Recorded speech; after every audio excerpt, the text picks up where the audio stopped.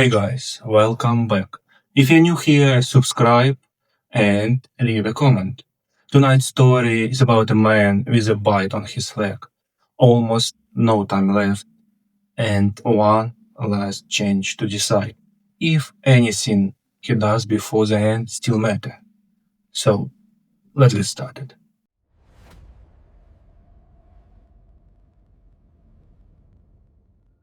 The bite is on my lower left calf. 48 hours ago, I wrapped it with a strip of flannel torn from a shirt I found in a hallway, tied it off, and pulled my sock up over it. No one has looked that low. They check faces, arms, hands, necks. No one thinks about calves. The group I'm with has 5 people, including me. Walt Bremer is moving up ahead, cutting between 2 cars left in the middle of the road on Brunker Road, just south of Cessnock. He's got a framing hammer on his belt and a length of pipe in his right hand. Walt was in construction. He told me that the first night, when we were still figuring out who everyone was, he moves like he's used to carrying weight and he doesn't waste steps. That's worth more than most things right now. Pauline Streck is behind him. She's in her mid-50s, hair gone grey at the roots, and she keeps a butcher knife, my butcher knife, technically tucked into a canvas bag on her left hip. She took it from me the second night when I was asleep, and when I brought it up, she looked at me like I'd asked for something that wasn't mine. I let it go. She's more useful with it than she lets on. The woman knows how to be quiet, and quiet is the main currency out here. Dessa Holt is 2 cars back, watching the cross street. She's 32, used to manage a retail store on Hunter Street before all this. And she has that particular kind of calm that comes from years of dealing with things going wrong and not being allowed to panic about it. She's carrying a pry bar she picked up outside a hardware store on the first day, and she uses it well. She doesn't talk unless she's making a call, and when she makes one, the others listen. Stu Carrigan is last, 27, office work, and it shows. He's not bad, he's not built for this yet. He keeps his hands in his pockets when they should be free. He watches the turned ones too long, like he's still trying to understand what he's looking at. The first time he had to put one down, it took 4 attempts with a piece of rebar. Dessa finished it. He hasn't slept more than a couple of hours at a stretch since. We're moving northeast. The plan, if you call it that, is to reach an industrial zone on the edge of Broad Meadow, where Walt says there's a trucking depot with a secure yard and a lockable roller door. He drove past it once a week for 2 years delivering materials. He says the fence is solid and the office has a bathroom with a tank toilet. We've been without running water for 36 hours. That detail matters more than anything else right now. The world broke in a specific order, and I've been watching the sequence. First, the phone networks dropped. Not all at once, but in rolling dead patches that spread from the outer suburbs inward. Then the emergency broadcasts, which were useful for about 6 hours before the information they were giving started contradicting itself. Then fuel queues at every servo that turned into arguments, that turned into something else. Water pressure dropped in the afternoon of day 2, not out, just reduced, then out completely by morning of day 3. In most of the areas we passed through, power went in stages. Some blocks still have it. The grid isn't gone yet, it's just unreliable. You see lights in windows sometimes, random, and you can't predict which street will have them. The food situation is worse than most people planned for. I've seen 2 supermarkets from the outside, both stripped, both with broken frontage, where people went through in a hurry. The IGA on the main road still had product on the shelves the first day, but somebody got there before us. What's left in houses and sheds and vehicle boots and back cupboards is what there is. We've been finding things in pieces. A pantry in an unlocked house gives you 3 days. A cache in a garden shed gives you something more. You never find enough in one place. I am not going to Broad Meadow. I mean, I'll go as far as the group goes, and I'll do what I need to stay with them until I don't have to anymore. But my actual destination is a daycare center on a residential street off Lambton Road, about 4 kilometers from where we are now.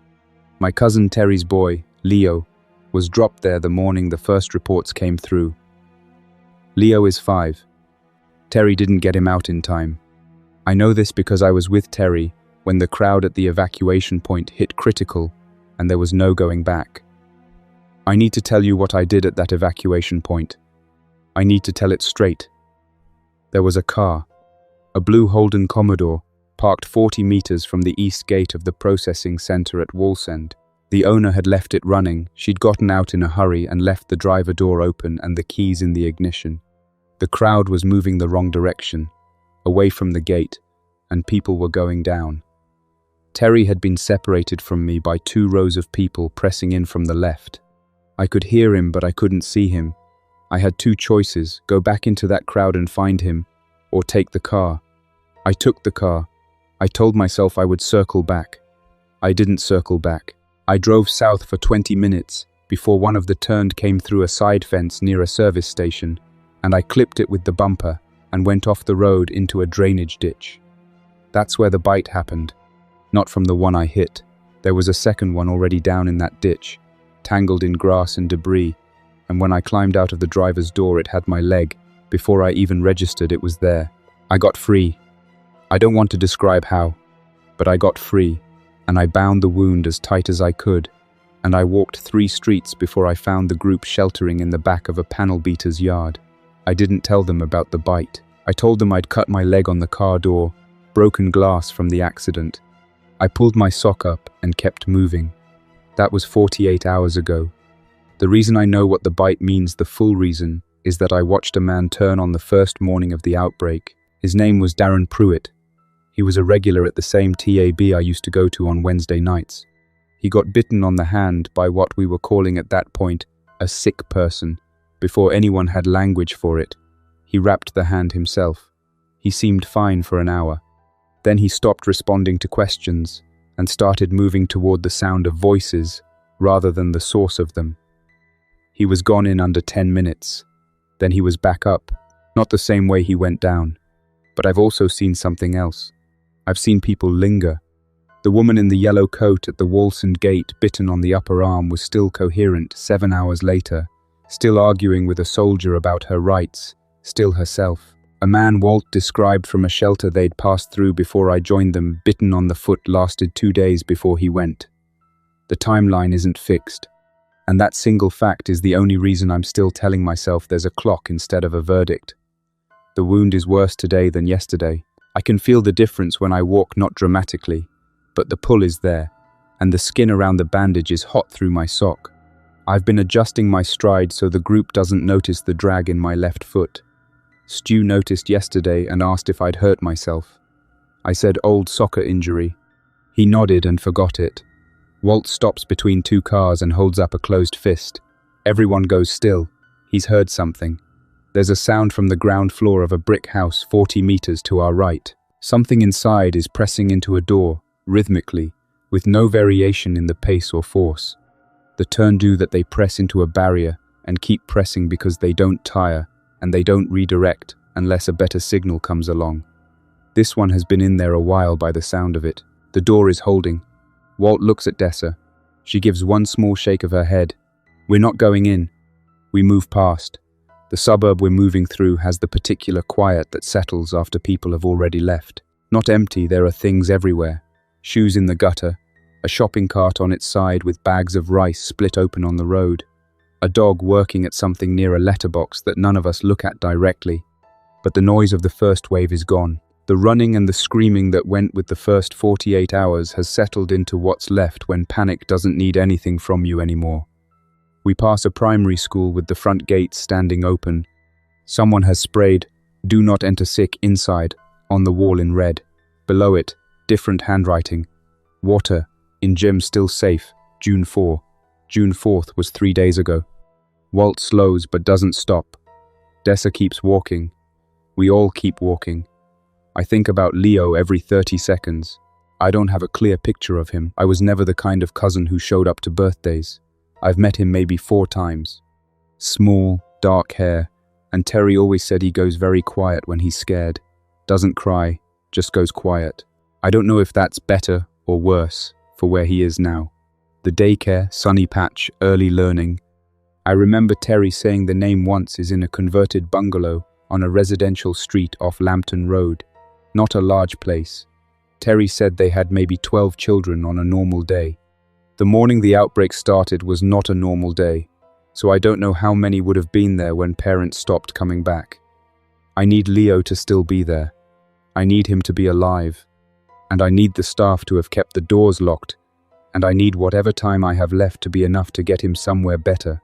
Walt pulls us into a narrow alley between two semi-detached houses and crouches down. Everyone drops. "Fuel drums," he says, voice very low. "Hardware yard on the right. I saw the sign. We need to check it." "Fuel's no good without something to run it," Dessa says. "The yard might have a generator, or we trade it." Pauline says nothing. She's watching the far end of the alley. Stu is looking at me. I don't know why. I look back at Walt. "Let's look," I say. The hardware yard is locked with a chain and padlock on the front gate, but the side fence is corrugated iron, and one panel has come loose at the bottom. Dessa pulls it open, and we go through one at a time. The yard smells like oil and wet cardboard. There are pallets stacked along one wall, and a row of steel shelving units holding fuel drums, most empty, 3 with orange flammable stickers. Walt finds a generator under a tarp near the back wall. Large, commercial grade, and it's been recently connected. An extension cable is still plugged into the output socket. He checks the fuel tank. Not empty. "Diesel," he says. "Enough for a day, maybe." I move along the shelving and find a first aid kit mounted on the wall near the door of a small office. The proper kind, not a travel box, the full commercial type that workplaces are required to have. I take it off the bracket and open it. Bandages, gauze, medical tape, antiseptic wipes, paracetamol, a pair of gloves. I close it and put it in my pack. Pauline watches me put the kit in my bag. "That should go in the common supplies," she says. "I'll put back what I don't use," I say. "That's not how it works." Pauline. Dessa doesn't even look up from the shelves. "Leave it." Pauline leaves it, but she holds her eyes on me for another few seconds before she turns away. In the small office, I find 2 things that matter: a sealed box of protein bars and a detailed street map of Newcastle pinned to the wall above the desk. I don't take the map off the wall. Someone might need to follow us here later. I study it. Lambton Road, running northeast from where we are. Sunny Patch is about 3 blocks off it to the left. I've got the route now. The office has a narrow window facing the street. While I'm studying the map, I see movement on the pavement outside. 3 of the turned moving in a loose group, not together. They don't coordinate, but something drew them to the same sound source, and they're moving the same direction. East. Away from us. I wait until they're past the window. Then I go back to the group. We stay in the hardware yard for 2 hours. Walt examines the generator. Dessa confirms 2 of the fuel drums still have contents. Stu finds a water tank on a stand at the back, gravity fed from a roof collector, and it has maybe 40 liters still in it. We fill every container we have. 40 liters between 5 people. At the rate we're using it, that's 2 days, maybe 3 if we're careful. I drink my share and try not to think about whether I'll be around to need a second day of it. While the others rest and sort supplies, I go to the far corner of the yard behind the pallet stack and unwrap the bandage on my calf. The bite marks are clear 2 curved lines, the kind only a mouth makes. The skin around them has darkened, a purple-red ring about 3 centimeters wide. No pus, but the heat coming off it is significant. I clean it as well as I can with antiseptic wipes from the kit, layer fresh gauze, wrap it with medical tape, better than the flannel it holds under the sock without bunching. I sit for a moment with my back against the wall and my knee up and my sock down. I think about the immediate, practical problem. I need to get to the daycare. I need to do it without the group, or I need to get ahead of their route and diverge without making it a conversation, because a conversation leads to questions about why I'm going that direction alone, and those questions lead somewhere I'm not ready to go. Or I could tell them, right now. I could walk back out there and say, there is something I haven't told you, and here it is. I pull the sock up and stand. I don't tell them. We leave the hardware yard in the early afternoon. Walt wants to cover as much ground as possible before dark. Late autumn in New South Wales means dusk, around 5:30. We've got 4 hours if we're moving. We move. The streets between the hardware yard and the Broadmeadow route are residential. Brick veneer houses, mostly, with front gardens already looking abandoned after only a few days without maintenance. Cars on lawns, some positioned deliberately to block driveways. Windows boarded on some houses, not on others. On one street, someone has run a garden hose from the front tap to a row of buckets at the front door. The tap is still running, which means the mains are holding in this section. We stop and fill up again. The house has curtains drawn on every window. The front door is shut. I can hear something inside, low, slow movement. Furniture being dragged in another room. We fill the bottles and we go. Walt has the police rifle, he hasn't said where it came from, and no one's pushed it. An old bolt action that takes a magazine, and he's got 12 rounds. He hasn't fired it since I've been with the group. He carries it on a strap across his back with the barrel down, and only brings it forward when we're in open ground. He knows what the sound of a gunshot does. You fire out here, you announce your position to everything within half a kilometer that can still walk toward a noise. The turned don't communicate with each other, but they converge on sound. Everyone learned that in the first 12 hours. That was when people were still using car alarms and air horns, and shouting for each other across empty streets. By hour 24, that had mostly stopped. We're 3 blocks from where we need to turn toward Broadmeadow when we find the checkpoint. It's not a government checkpoint. 2 cars have been pushed across the intersection at an angle, not quite touching, with a gap of about a meter between them. On the far side, 3 men are standing. One has a rifle, one has what looks like a shotgun. The third is holding a length of chain. Behind them, on the pavement, there are 2 body bags, the kind from emergency kits, and an upturned shopping trolley being used as a low barrier. Walt stops. He doesn't reach for his rifle. The man with the shotgun steps forward. He's in his 40s, heavy set, wearing a high-vis vest over a long-sleeve shirt. That's far enough. Where are you coming from? Panel beater on Douglas Road, Walt says. Not where we actually were. Smart. Hardware yard before that. Anyone bitten? The man's eyes move across the group, one at a time. No, Walt says. Then he looks at each of us. Anyone? Dessa shakes her head. Pauline shakes her head. Stu shakes his and looks at his shoes. I shake my head. The man with the shotgun holds his eyes on me a beat longer than the others. I hold his gaze and don't look away. We're not asking you to prove it, he says finally. But if anyone in your group has a bite and you're hiding it, you understand what happens when it turns while you're all sleeping. Understood, Walt says. The heavy-set man steps back. Road through here is closed. The biters have a pocket built up on the east side of the Turton Road intersection. You want to go northeast? Go around. Stay on Brunker. Take it north. Cross at the railway line. What's at the railway line? Dessa asks. A pedestrian bridge. Nobody at it right now, which is better than some alternatives. We thank them and go around. The reroute adds 40 minutes to the walk. Walt isn't happy about the time, but he doesn't push back on the advice. He knows what a built-up pocket looks like.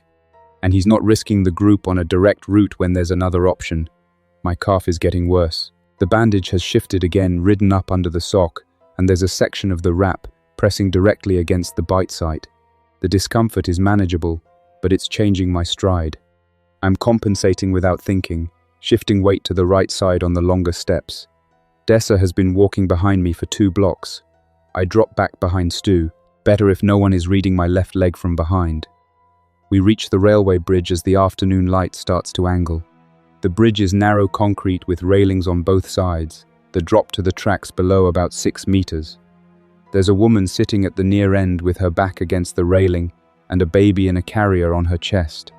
She looks up when we approach, and her face tells things before she says a word. Pauline goes to her immediately. She crouches and speaks low, and the woman answers in short pieces. The baby's name is Harriet, 8 months old. The woman's name is Gail Forsyth, and she's been sitting on that bridge for 11 hours because she doesn't know which direction is safer to walk. The baby is alive. I can see the slow rise and fall in the carrier. Gail is not bitten, as far as we can see. Walt looks at Dessa. Dessa looks at me. Nobody says it out loud, but the question is in the air. Do we take them? Get up, Dessa says to Gail, not unkindly. Come with us. Keep the baby quiet. Gail Forsyth stands. She has nothing except what's on her and what's in the carrier bag off her right shoulder.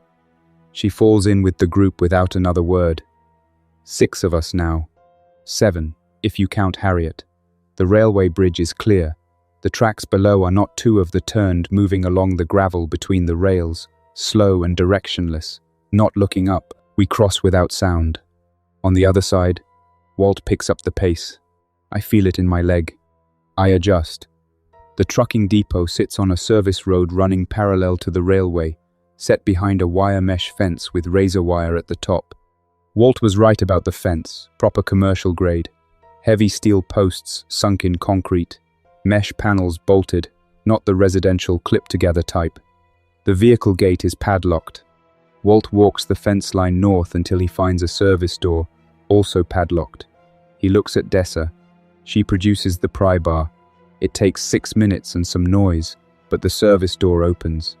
We go inside and chain it from the inside using a length of chain Dessa finds on the ground, threaded through the handle and looped around a post. The depot yard is large, 3 semi-trailers in bays on the left, a long office building on the right, an open central area. The roller door on the main vehicle entrance is down with a manual lock bar across it. The office building has 8 rooms, a reception area, 3 small offices, a lunchroom with a commercial fridge, currently off and warm, 2 storerooms, a bathroom. The bathroom has the tank toilet Walt described, still has pressure from the cistern. We can flush it. That is a larger deal than it sounds. 1 storeroom has sealed cases of bottled water, the kind trucking companies keep for long-haul drivers. Walt opens the storeroom and stands looking at the cases for a moment. We can stay here a few days, he says. We eat in the lunchroom. Protein bars from my pack, crackers from Pauline's bag, the last of Dessa's dried fruit. Nobody talks much. Gail nurses Harriet in the corner. Stu sits near the window watching the yard through the glass. This is the moment I could say it. Every quiet moment is a moment where the words are available. Simple words. I got bitten 2 days before I found you. It's on my lower left calf. I hid it from you, and I need you to know. I eat a protein bar, and I don't say it. After the meal, Pauline pulls everyone into the main office for what she calls a situation review. She's drawn a rough map on the back of a delivery receipt she found on the counter, marking the hardware yard, the checkpoint, the bridge, and the depot. She's placed question marks in 3 other areas where she thinks resources might exist. The chemist on Lambton Road, she says, pointing to one of the marks. Small, but they'll have medical supplies, paracetamol, antibiotics if we're lucky. Lambton Road. That's my road. I know where that is, I say. I can go in the morning, on my own if you want. Why on your own? Pauline says. Smaller profile. Less noise. I grew up near here. That part's true. Walt thinks about it.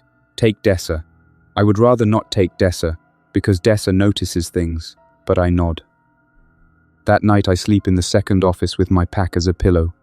I wake at 2 in the morning from a noise that turns out to be a cat, an actual live cat that has gotten into the depot through a gap somewhere and is moving across the desk in the dark. It sits and looks at me. Then it leaves. I watch the gap under the door for another hour before I sleep again. Before that hour of watching the door, there's a longer period of just lying there going through the situation. The depot is solid. Walt was right about that.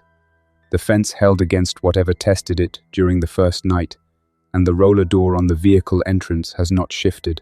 The water supply in the storeroom changes everything.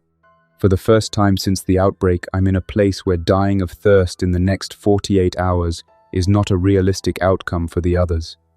I'm not thinking about myself in those calculations anymore. It would be a waste of time. What I'm thinking about is Leo, 5 years old in a locked building with 2 people who are not his family, who have been doing their best for 4 days with limited supplies and no contact with the outside. I've met Rhonda Tabert exactly once, at a family thing Terry hosted at his flat 2 years ago, briefly. Because Terry is the type of person who shows up where he's needed, and he helped Rhonda with something at the center, and she came to say thanks. I don't remember what I was doing that day. Something to do with a bet that hadn't paid off. I wasn't paying attention. I'm paying attention now. The leg is worse when I wake. Not dramatically, I can still walk, still carry full weight, but the heat has spread above the knee. I can feel it when I press my hand to the outside of my jeans. I don't press my hand to my jeans when anyone can see. Dessa and I leave for Lambton Road at first light. She doesn't ask about the limp directly. About 10 minutes in, she asks, "How's the leg?" Flat, not soft, like she's asking about a task. "Sore," I say. "Old injury." She looks ahead. "Soccer?" "Yeah." She doesn't follow it up, but she's shorter on her next sentence than she was before, and I know she doesn't fully buy it.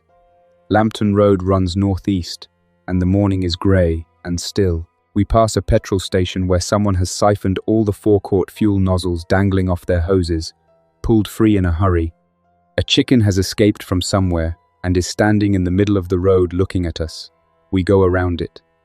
3 of the turned are visible on a front lawn and neighboring driveway, about 80 meters ahead. Not oriented toward us yet. We cross to the far footpath and keep our steps even, and our voices shut.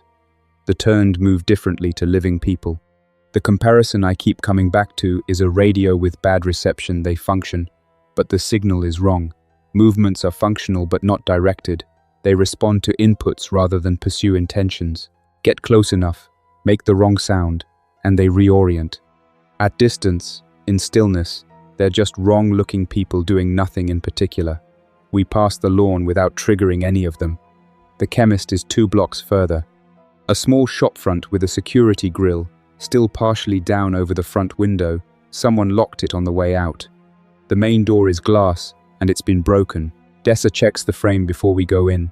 No blood, just broken glass from someone who kicked it open in a hurry. Inside is quiet and mostly intact. The front shelves, sunscreen, vitamins, cosmetics, have been knocked over in sections, products scattered. But the dispensary at the back is behind a counter with a lock on the half door at the end, and that lock is intact. Dessa goes over the counter instead of through it, taller than she looks, and she pulls herself up in one clean motion. "What do we need?" She calls from behind the counter. "Antibiotics, if any are there, gauze, antiseptic, wound dressings, fever medication." A pause. Then, "You know, everything you just described sounds like infected wound care. It's for the group," I say.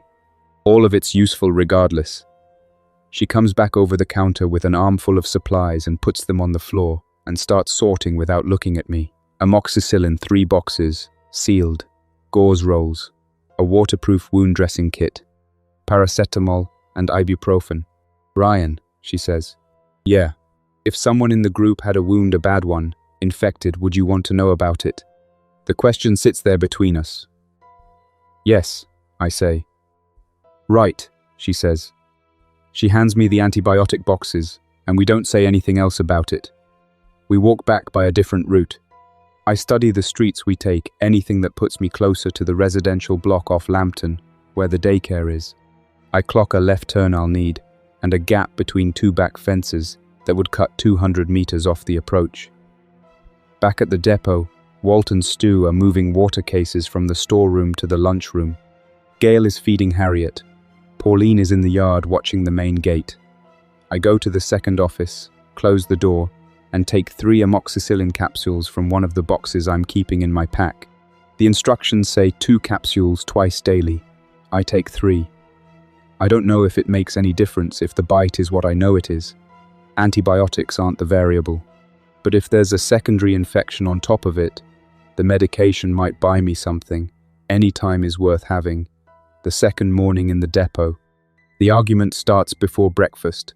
Pauline has been going through the supply count, and she presents it at what she's calling the morning check-in, a thing she's instituted, which the others tolerate.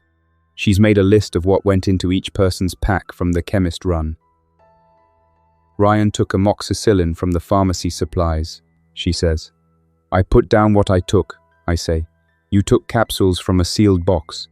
The box is in your pack, not in the common supply. I've been taking capsules for an infected wound on my leg. It's minor. The antibiotics are doing what they're supposed to. Walt looks at my leg, not my face. My leg. Show me, he says. It's under control. Ryan, show me the leg. I look at the room. Pauline, arms crossed. Dessa, watching the floor. Stu near the door. Gail in the corner with Harriet. I pull up my jeans and pull down my sock. The bandage is blood-spotted at the center, and the skin visible above and below the tape is swollen and dark. It doesn't look like a glass cut. We all know that. Pauline leaves the room. She comes back 30 seconds later with the pry bar and holds it toward Walt. Walt doesn't take it. He holds up one hand and she keeps hold of it herself. "Unwrap it," he says to me. I peel back the tape and the gauze. The bite is clear, the two curved lines, the discoloration, the heat coming off it. Stu makes a sound in his throat and steps back into the doorframe. "How long?" Walt asks. 48 hours before I found you, so more than 4 days total. 4 days and you haven't turned. No. That we know of, Pauline says from the doorway. I know. I've been checking. I'm still here. Walt sits down on the edge of the desk. He puts his hands flat on his thighs and looks at the wall. The room is quiet for a long time. You've been sleeping in here with us for 2 nights, Pauline says. I know. With the baby. I know. I wrap the wound back. Up. My hands are steady. I wasn't going to put anyone at risk. You can't get it by proximity. It has to be direct contact. A bite. A scratch from the turned. You all know what the transmission is. We know what they're saying the transmission is, Dessa says. We don't know for certain what it actually is. That's fair. I don't answer it. The conversation that follows takes close to 40 minutes. The same fears go around in circles. Dessa is the only one who asks me any practical questions. She asks how the bite happened. I tell her about the ditch and the car. She asks if I've had any confusion or lost time. I tell her no. She asks if I have somewhere I'm trying to get to. I tell her about Leo. I tell her about Terry and the evacuation and what I did. I tell the whole of it, not the version I'd been rehearsing in my head, where the car theft sounded more like a survival call and less like what it was. I tell it straight. Walt's face doesn't change during any of it. Pauline's does. Stu looks out the window. When I finish, Dessa says, the daycare on Lambton, the converted bungalow. Yeah, I know that street. 4 blocks from here. I know. You've known since we got here. Yes. Walt stands and goes to the window and looks at the yard. You're not staying with us. You understand that? Yes. Not because of the car, because of the bite. I understand. Dessa, give him the amoxicillin. All 3 boxes. Pauline starts to say something. Walt turns from the window and she stops. But before that happens, the day has one more thing to deal with.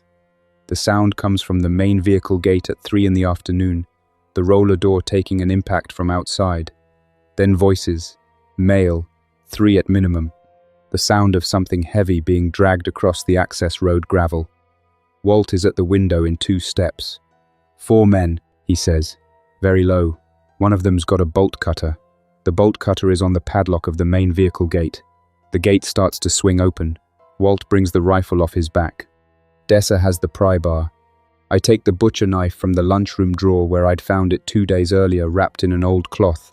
Not my knife, but mine now. Gail, Dessa says, you and Harriet, storeroom, door closed. Don't open it until I knock twice. Gail goes. Stu watches her go, then looks at me. Stu, I say. Office with the inside lock. You stay out of this one. He doesn't argue. He goes. The 4 men come through the vehicle gate. They're not in good shape, clothes dirty, one with a bandage around his forearm, all of them moving fast and checking behind them like they've been running for a while. The man with the bolt cutter is young, maybe 20. The one in front is older, thick-set, with a pistol on his hip. They haven't seen us. They're scanning the yard, looking at the trailers, looking at the office building. Walt steps out of the office doorway with the rifle up. Stop there, he says. The 4 men stop. The older one looks at the rifle. He looks at the pistol on his own hip. He makes the calculation: bolt action at this range. At least one more person visible in a doorway behind the rifleman. He takes his hand away from his hip. "We're not here for trouble," the older man says. "No one ever is," Walt says. "What are you running from?" "Group on Turton Road. They hit our shelter this morning. We lost 3 people. Lost them how?" "To that group." Walt keeps the rifle level. "Did you bring them here?" "We lost them 2 streets back. We've been moving for an hour. How do you know they gave up?" The older man doesn't answer that immediately, which is an answer. Walt looks at Dessa. She shakes her head. "We can't take you in," Walt says. "But we'll give you 10 minutes to rest, and we'll give you water. Then you go through the service door and head north. Not back the way you came." That's what we have," Walt says. The older man nods. The 10 minutes stretch to 20. During that time I hear the third man, the one who'd been quiet, say something low to the young one about the bitten one in the second office. He's looked through a window. He thinks Stu is bitten. Or he's guessing. Or he's heard something from outside that he's putting together wrong. I'm standing near the service door with my back to the wall and the butcher knife at my side. The third man is between me and Walt. He turns and sees me and says, clearly, "It's in here." The bitten one is in here with them. The older man's hand goes back to his pistol. I step forward. "If you draw that, the man with the rifle puts you down before it clears the holster, and then your people have no one leading them, and no plan, and no water, standing in a closed yard with whatever's still following you, and both of us know it hasn't fully given up yet." The third man is still talking, fast, to the older one, saying we've been hiding it, saying we're a risk, saying they should take the supplies and go. Walt has the rifle on the older man's center mass. The older man looks at me, at the rifle, at his own group, scared, tired, fractured. He takes his hand off the pistol. "We're leaving," he tells his men. "Now." The third man starts to argue. The older man turns to him and says his name, Graham, and nothing else, and Graham stops. They take their water and they go through the service door and they don't look back. Walt waits 3 minutes after they've gone, then does a full walk of the fence line. He comes back and says the fence is intact and the road outside the vehicle gate is clear. He looks at me. "That was calm," he says. "I've worked in an abattoir," I say. "You learn to stay composed in complicated rooms." He almost smiles. Not quite. An hour later, the group does what Walt said they would. They give me the amoxicillin, all 3 boxes, a day and a half of water rations in 2 sealed bottles, the butcher knife and the protein bars. Walt separates the revolver from a locked box in the truck driver's locker in the office compact. 4 rounds in the cylinder. He hands it to me without comment. Dessa gives me the wound dressing kit. She doesn't say anything when she hands it over. Pauline stands at the window with her back to the room. Stu shakes my hand. His grip is firmer than I expected. "I hope the boy's there," he says. I tell him I hope so too. Gail looks up when I pass and says, quietly, "Thank you for handling it earlier with those men." I nod and I go. The service door closes behind me. The chain rattles on the inside as someone threads it back through. I stand on the service road and get my bearings. Northeast, 4 blocks. Left at the intersection with the red post box. I check the revolver before I move. 4 rounds in the cylinder, all seated properly. I close it and put it back in my jacket pocket. The butcher knife goes into the waistband on the right side where I can reach it without crossing my body. The pack on my back has the water and the protein bars and the antibiotic boxes. The wound dressing kit is in the front pocket where I can get to it one-handed. I've been keeping things organized for days now, even when the rest of me wasn't. I think about the last time I had a plan that stretched further than an hour in front of me. It was the day of the evacuation, driving to the processing center. Terry in the passenger seat telling me to slow down, and me telling him we had time. We didn't have time. Nobody did. But I was the kind of person who assumed that time was always on his side until proven otherwise. A gambling habit will do that to you. You keep expecting the next hand to turn. That's done now. I'm not waiting for the next hand. I start walking. The afternoon is cooling. The light is going horizontal. Long shadows across a row of terrace houses with dark windows. A car with 2 flat tires listing into the gutter. A child's scooter on its side at the foot of a front step. I don't look at the scooter. 1 block out, 3 of the turned are moving on the same footpath ahead of me. I cross to the opposite side and keep my pace even. 2 don't orient. The third, a woman in a blue work shirt, turns her head slowly toward me for a moment. That particular signal picking up swivel. I freeze. She swivels back. I cross the next intersection quickly and put a parked delivery van between us. My leg is bad enough now that I've stopped hiding the limp. There's nobody to hide it from. The heat from the wound has been consistent all the way up the left side to the hip for most of the day, and there's a sensation in the left knee. I don't have a name for somewhere between pressure and pull, steady on every stride. I think about Darren Pruitt. Under 10 minutes. I think about the woman in the yellow coat. 7 hours. I think about 4 days, 9 hours since the ditch. The left turn at the red post box brings me to a residential street of detached houses, old-growth trees on the verge, the roots lifting the footpath in sections. One house has a cattle dog in the front garden, a live one, watching me from the other side of the fence without barking. I stop and look at it. It watches me back, ears forward. Then it turns and goes to the back of the garden. I keep moving. Sunny patch. Early learning is a brick bungalow, second from the corner. The sign is still on the gatepost laminated. A cartoon sun, a row of small figures holding hands. The front windows have been covered from the inside with butcher paper. The gate to the front garden is shut, but not locked. There is light from behind the butcher paper. Something glowing inside, lower battery lantern or a torch. Someone is in there. I open the gate and go to the front door and knock 3 times. A pause, then twice. Not any particular code. Just not the sound of random impact. Silence from inside. My name is Ryan Fenn, I say, close to the door, not loud. I'm Terry Fenn's cousin, Leo Fenn's family. I'm looking for the boy. A longer silence. Then from behind the door, how do I know that's true? A woman's voice, tight and careful. Terry's boy is 5. Dark hair. Goes quiet when he's scared. Terry said his emergency contact at the center was, "Rhonda, is that you? He told me if anything went wrong I should come here." A pause. Then the sound of a lock turning. Then a dead bolt, and the door opens 6 centimeters on a security chain. A woman's face in the gap. 40s. Dark circles under her eyes. Hair pulled back. She looks at me for a long moment. "You've been bitten," she says. I look down. The sock has ridden below the bandage, and the discoloration is visible above the tape. I look back up. "Yes," I say. She stares at me without moving. 4 days and I'm still here, I say. I'm not asking to stay with you. I need to see Leo, and I need to get him and whoever's with him to somewhere safer. I've got maybe until morning, maybe less. But right now I'm here, and I need to know if he's alive. The chain comes off the door.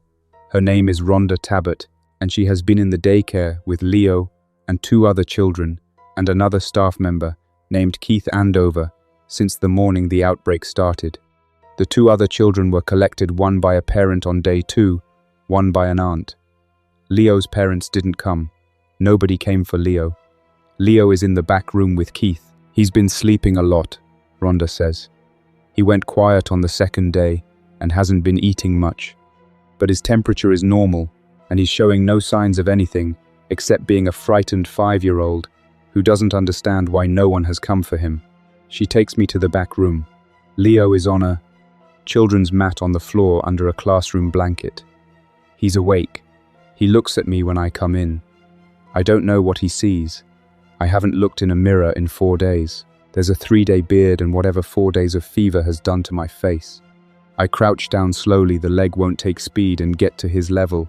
"Hey, Leo," I say. "I'm Ryan, your dad's cousin." He looks at me. He doesn't speak. "Your dad asked me to come find you. I'm going to get you somewhere better. There are other people there, and you'll be safe." He looks at me for a long moment. Then he holds up a small toy, a plastic stegosaurus, green, one hind leg missing. That can come too, I say.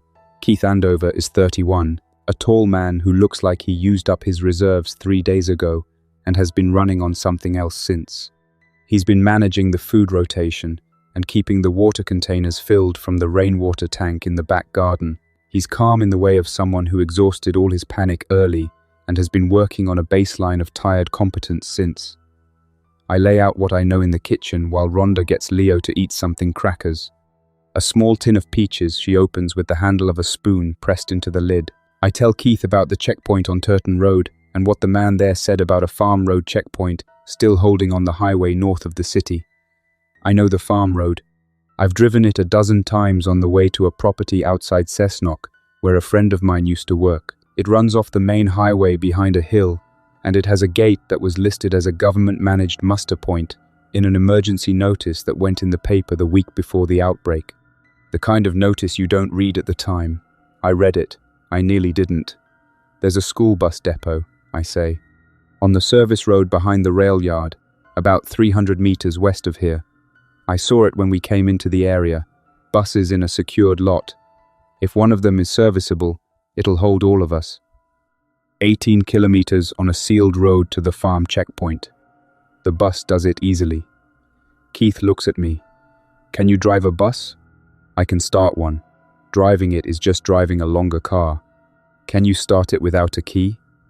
I know how ignition columns work. I've started enough vehicles without keys. I leave the rest of that sentence where it is. We leave the daycare at 6 in the evening. Rhonda has packed what she can: food, water, classroom blankets, the small first aid box from the building. Keith carries Leo on his back. Leo has the stegosaurus. He hasn't said a word since I arrived, but he's watching everything very carefully with those dark eyes.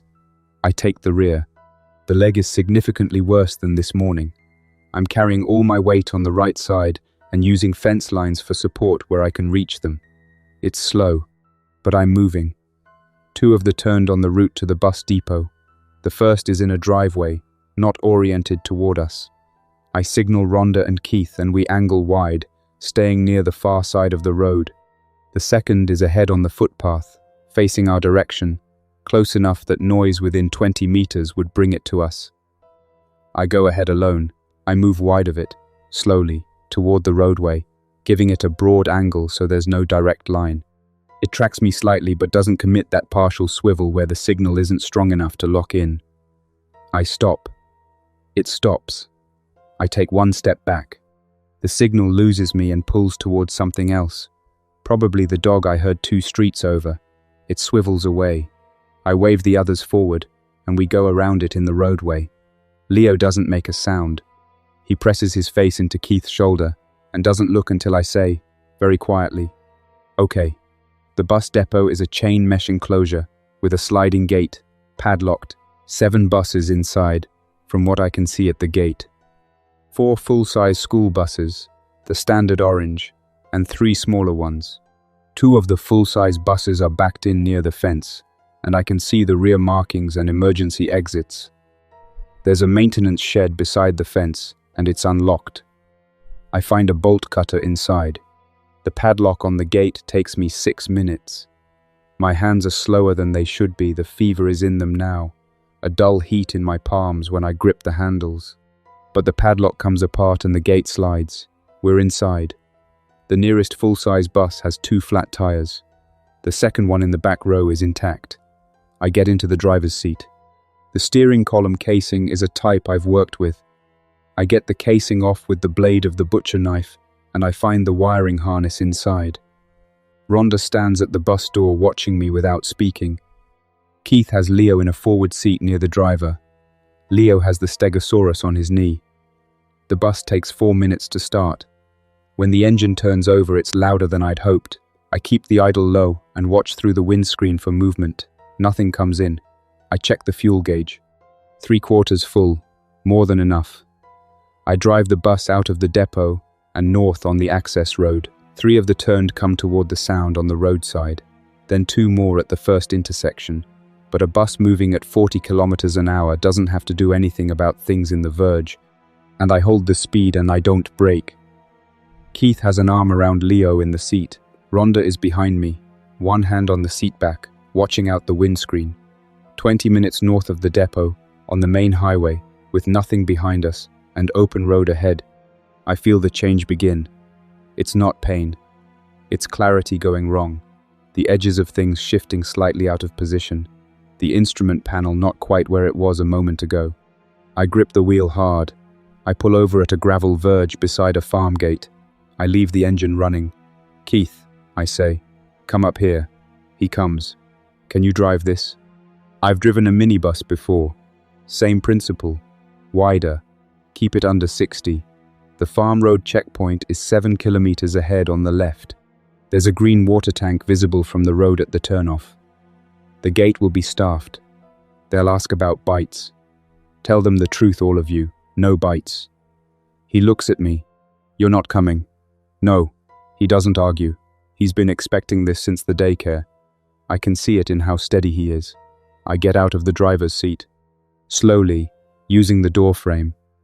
The gravel is firm under my feet. The air is cold. I'm not cold. I take the revolver from my jacket. 4 rounds. I look at it for a moment. Then I go around the bus to the fence line beside the gate. There's a playground structure about 20 meters back from the fence. A set of old monkey bars, the kind that came out of a primary school at some point, repurposed for this property or just left behind. Solid tubular steel, sunk in concrete. I take the pair of zip-tie cuffs from my jacket pocket. I found them in the hardware yard office, the kind you see in a security catalogue. I cuff one wrist to the lower bar of the frame. The tie goes tight. It won't come loose. I sit down on the ground with my back against the frame. Leo is watching me through the bus window. He's moved to the window seat on the driver's side, and he has his face pressed to the glass, and the stegosaurus pressed to the glass beside his face. I hold up the revolver so Rhonda can see it from the bus doorway. Then I put it on the ground a meter to my left, clear of my reach. She'll know what it's for. She won't need it, but she needs to know it's there. I call to Keith through the open bus door. "Farm road, 7 kilometers, green water tank on the left. Got it," he says. "Tell them you have a child with you. It'll help." "Ryan." Rhonda is in the doorway. She says my name and then she stops, and there's nothing else to say, and she seems to know that. "Get him there," I say. She closes the bus door. The engine holds idle for a moment. Leo is still at the window. He puts the stegosaurus's nose against the glass, pointed at me. I stay very still until the bus moves. The road is empty after the bus goes. The engine sound carries for about a minute, and then that's gone too. A paddock beyond the fence, dry autumn grass, no cattle. The sky has gone from gold to dark blue, and the first stars are showing in the east, faint, the kind you only see because everything below them has gone dark. The revolver is on the ground a meter to my left, just out of reach. I put it there on purpose. I've been turning this over the whole way through, not writing it down but finding the shape of it. A man I watched turn in under 10 minutes. A woman in a yellow coat who lasted 7 hours. A man who lasted 2 days, 4 days, 12 hours since the ditch. And a bus moving north on a highway with a 5-year-old boy inside it. I stole a car. I left my cousin behind in a crowd. I lied to the people keeping me alive. And then I did what I did after. The ground is cold through the back of my jeans. The farm gate has rust on the hinge posts. Someone has tied a faded orange ribbon to the top rail, the kind that stays long after whatever occasion it was for. The grass to the south is dark and still. The clarity goes wrong again, just for a moment. Then it comes back. Then it goes. There's a sound from the road to the south. Something moving on gravel, uneven rhythm. I don't look. 7 kilometers. The bus makes that in 8 minutes. I count to 60. I count to 60 again. The sound on the gravel gets closer, and then it doesn't matter anymore. The stars are fully out and there are more of them than I expected, more than I've looked at in years. I didn't look at many things for long, before. There was always somewhere else to be, something else to put off or run from. I was good at that. I think about Terry, not the evacuation version of Terry, not the version I've been carrying around like a charge sheet, the earlier version. Terry at 22, the year I got into serious debt at a series of poker games in a flat above a pub in Hamilton, and Terry showing up with a bag of groceries and a very direct conversation about what I needed to do differently. Terry never preached. He just said what was true and waited for you to catch up. I was slow to catch up most of the time. I don't know if Terry made it out of that evacuation crowd. I know I didn't go back to check. That's the part I can't fix, and the part I have to leave where it is. Leo has Terry's way of going still when he's taking something in. I noticed it in the daycare, watching him from across the room. Not a frightened stillness, a watching stillness. He'll be okay. I'm saying that as a fact, not a wish. Rhonda kept him alive for 4 days on limited supplies in a locked building. Keith kept the water going and the doors closed. Those two people have more competence than I gave myself credit for when I was doing nothing useful with my 20s. And the checkpoint is 7 kilometers up, a sealed road with a bus that has 3/4 of a tank, and Keith's hands on the wheel.